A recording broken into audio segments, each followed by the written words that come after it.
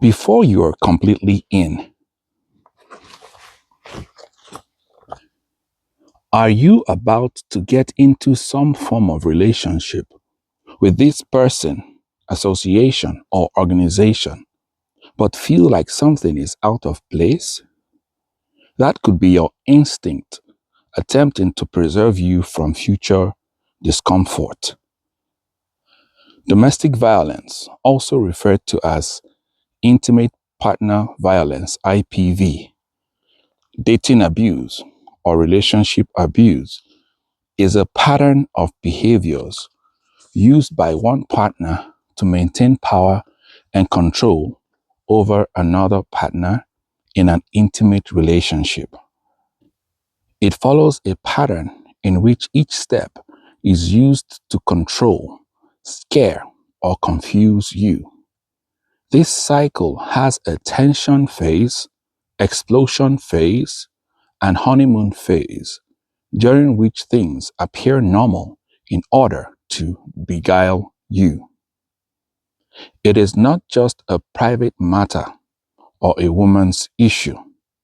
It is a public health issue that can affect anyone regardless of ethnicity, culture, education, religion, gender, socioeconomic status, and sexual orientation. In my case, after barely a month of getting to know Jane, who would eventually become my abuser, I eventually removed myself from the situation, although I could not, at the time, really classify my reasons for doing so as red flags. I was always agitated whenever I remembered that it was time to have a conversation with her. And that was due to the uneasiness that came with such conversations. There were long hours of phone conversations across time zones, 6 hours apart, with Jane, whom I had been newly matched with on Tinder and should have stayed away from after I initially stopped talking to her in order to maintain my peace of mind. Sadly, because of my naivete to the idea of self-preservation and my inclination towards taking pride in long suffering or perseverance, which was a fruit of the Spirit, when she reconnected 4 months later, I quickly forgot and overlooked the discomfort I had initially removed myself from and slid right back into an environment which eventually gave me more anxiety and stress than anything else I could have imagined at the time.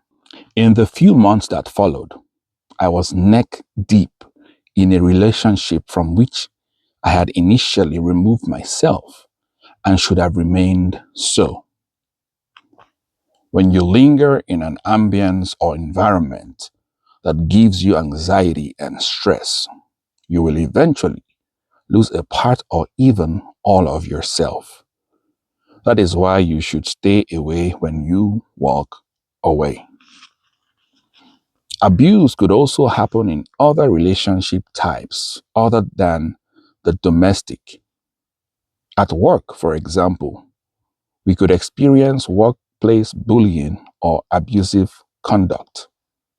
State legislation Assembly Bill 2053 defines abusive conduct as conduct of an employer or employee in the workplace with malice that a reasonable person would find hostile, offensive, and unrelated to an employer's legitimate business interest. Abusive conduct may include repeated infliction of verbal abuse, such as the use of derogatory remarks, insults, and epithets, verbal or physical conduct that a reasonable person would find threatening, intimidating, or humiliating, or the gratuitous sabotage or undermining of a person's work performance. A single act shall not constitute abusive conduct unless especially severe and egregious. Workplace bullying often involves an abuse or misuse of power. However, many bullying situations involve employees bullying their peers. In some cases, subordinates may bully up. An individual may bully one or more other employees. A group may also bully an individual. When adults respond quickly and consistently to bullying behavior, they send the message that it is not acceptable. Research shows this can stop bullying behavior over time. Similarly, responding quickly and consistently to domestic abuse sends the message that it is not acceptable. The most ideal time to save yourself from abuse in any type of relationship is right before it starts or as soon as you notice the signs. Remove yourself from that situation, association, friendship, organization, and other types of relationship right before you get drawn in a little or much deeper. Relationships come in several different distinct flavors: independent, dependent, interdependent, codependent, and counterdependent. The codependent style of relationship is an unhealthy balance of need and support. While codependence is a natural aspect of most relationships, when the demands of one person consume the support of the other, we head in a direction typically associated with addiction and dependence. However, the interdependent relationship is that which is most healthy.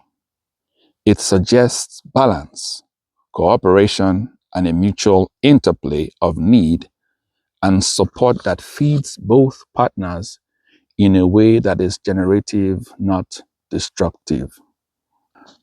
Migration to a new environment where one would be supported by someone else other than self could result in codependency.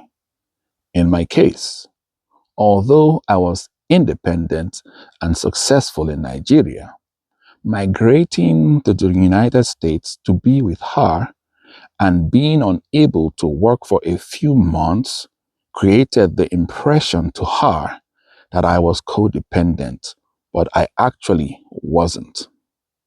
For either the fiancé visa K1 or the family visa K3 to be granted, one of the requirements by the United States Citizenship and Immigration Services, USCIS, is proof that the U.S. citizen or person would be able to financially support the non-U.S. person who is migrating to the United States to start a life together.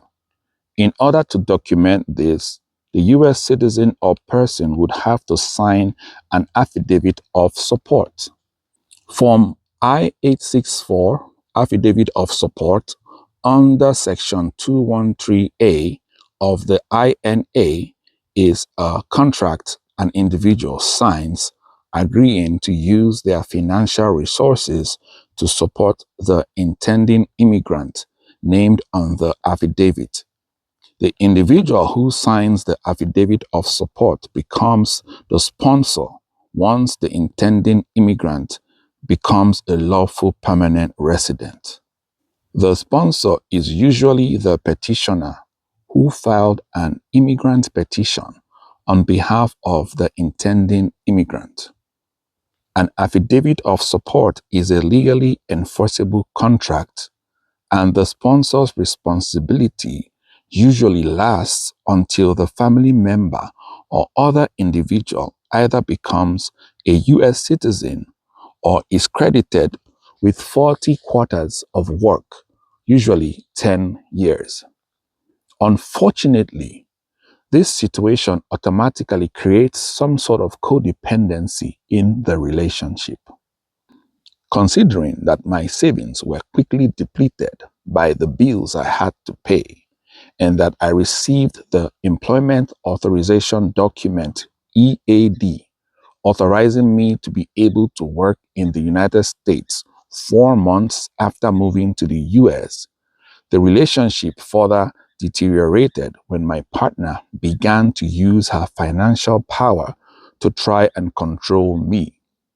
This was possible because I would be nudged to exhaust any cash flow in my name on house bills until I would be in a position where I would have to ask her for money, which I never did. However, since she took care of the rent, she started to consistently tell me that she was funding my lifestyle, although I actually didn't have one. She made it seem like I was just living off her. Her financial power and control over me paved the way to the other forms of abuse. Although I was able to finally get a low-income job 2 months after receiving my EAD, which was already 6 months in the US with her, the disparity in income earnings only made matters worse. However, with the income now credited to me, I started feeling financially empowered, and that was the beginning of my journey to wholesomeness. Behind many abuse stories is codependency. Therefore, empower yourself to become independent enough to be able to enjoy a healthy interdependent relationship. The earlier you take back control of your life and empower yourself, the less rehabilitation you would be needing to become wholesome again.